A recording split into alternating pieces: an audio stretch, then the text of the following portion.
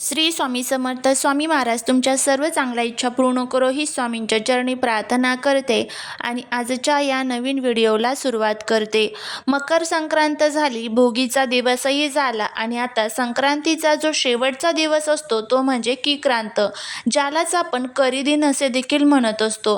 तर आजच्या या विशेष व्हिडिओमध्ये आपण मकर संक्रांत म्हणजेच मकर संक्रांतीची जी कर असते, करीदिन असतो, तर या दिवशी काय करावं, काय टाळावं, कोणत्या चुका करू नये, या दिवशी कोणता हा एक जर प्रभावी उपाय केला तर आपल्या घरातील दुःख आणि दारिद्र्य संपेल, अशी संपूर्ण माहिती या आजच्या व्हिडिओमध्ये आपण घेणार आहोत. त्यामुळे व्हिडिओ जर तुम्हाला आवडला तर चॅनलला लाईक करा, चॅनलवरती नवीन असाल तर सबस्क्राईब करा आणि असेच माहितीपूर्ण नवनवीन व्हिडिओ पाहण्यासाठी बेल आयकॉनलाही प्रेस करा, म्हणजे जेव्हा कधी मी नवीन व्हिडिओ अपलोड करेल त्याचं नोटिफिकेशन सर्वात अगोदर तुम्हाला भेटेल आणि तुम्ही एक पण व्हिडिओ मिस करणार नाही.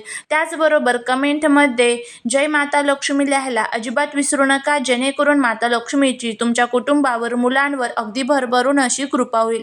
नवीन वर्षात येणारा पहिला धार्मिक सण म्हणून मकर संक्रांतीला मोठे महत्त्व आहे. भारतात अनेक भागात हा सण साजरा केला जातो. महाराष्ट्रात मकर संक्रांत 3 दिवस साजरी केली जाते, ती म्हणजे भोगी, मकर संक्रांत आणि त्यानंतर किक्रांत.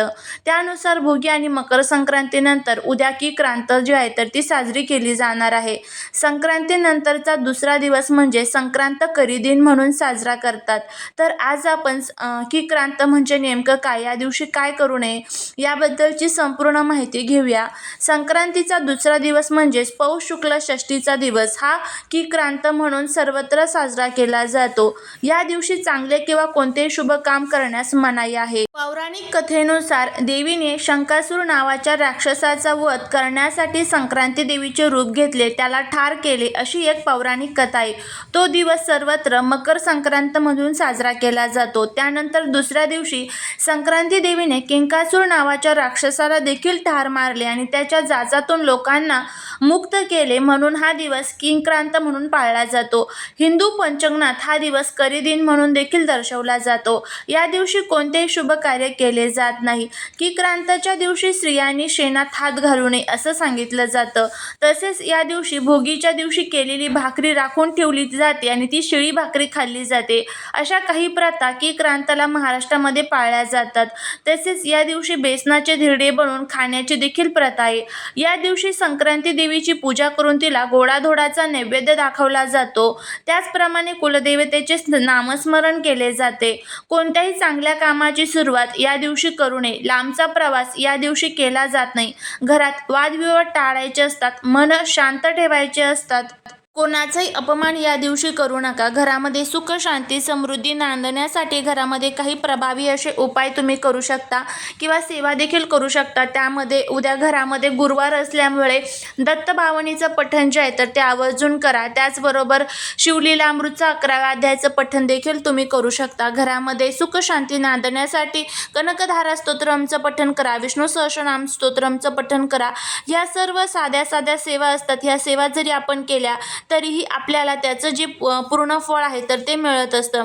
त्याचबरोबर हा जो दिवस आहे तर तो अशुभ मानला जातो. त्यामुळे या दिवशी आपल्याला काही महत्त्वाचे जे नियम आहेत तर ते देखील महिलांना पाळायचे असतात. संक्रांतीला केस मोकळे सोडून काम करणे वर्ज्य मानले जाते. घरात भांडण होत असतील तर या दिवशी शांत राहायला हवे.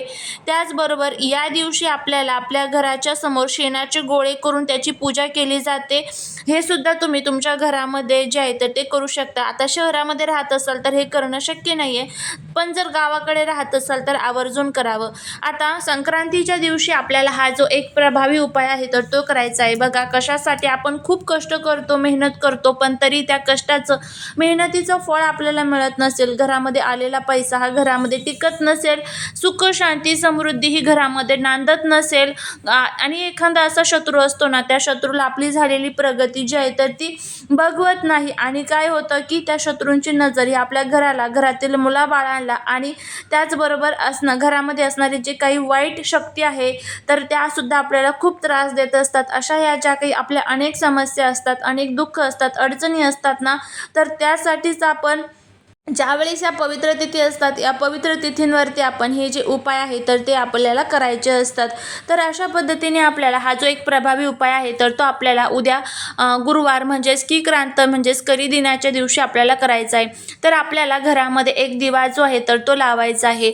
दिवा जो असतो तर तो बुद्धीचे, ज्ञानाचे आणि त्यागाचे प्रतीक असतो. दिवा लावल्यामुळे घरामध्ये सकारात्मक ऊर्जा तयार होते. घरामधील वातावरण जे काही आहे तर ते शुद्ध होते आणि पवित्र होते. त्याचबरोबर आपल्यामधील आणि निसर्गामधील एक सर्वात उच्च माध्यम दिवा हा मानला जातो. आपल्या मनातील भाव हा देवांपर्यंत पोहोचवण्यासाठी दिवा हा सर्वात महत्त्वाचा मानला जातो. तर आपल्याला हा जो दिवा आहे तर तो लावायचा आहे.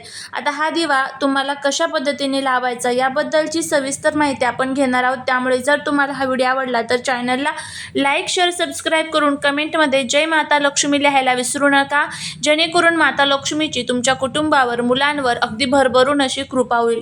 सर्वात प्रथम काय करायचं तर स्वच्छ अंघोळ करायची. घरातील महिला असेल, पुरुष असेल, कोणी हा उपाय करू शकतं. सकाळी तुम्हाला हा दिवा लावायचा आहे. जर तुम्हाला सकाळी शक्य नसेल तर तुम्ही संध्याकाळी लावा. अशा पद्धतीने तुम्ही कधी हा जो दिवा आहे तर तो लावू शकता. अंघोळ झाल्यानंतर रोजची आपली जी काही देवपूजा असेल ती करून घ्यायची. आपल्या देवघरातील जो काही दिवा असतो तर तो करून लावून घ्यायचा आणि त्यानंतर आपल्याला हा जो उपाय आहे तर तो देखील करायचा आहे. या उपायामुळे काय होईल तर शत्रू त्रास, दारिद्र्य, अडथळे आणि नकारात्मक ऊर्जा दूर होण्यास मदत होईल असं देखील आपल्याला सांगितलं जातं.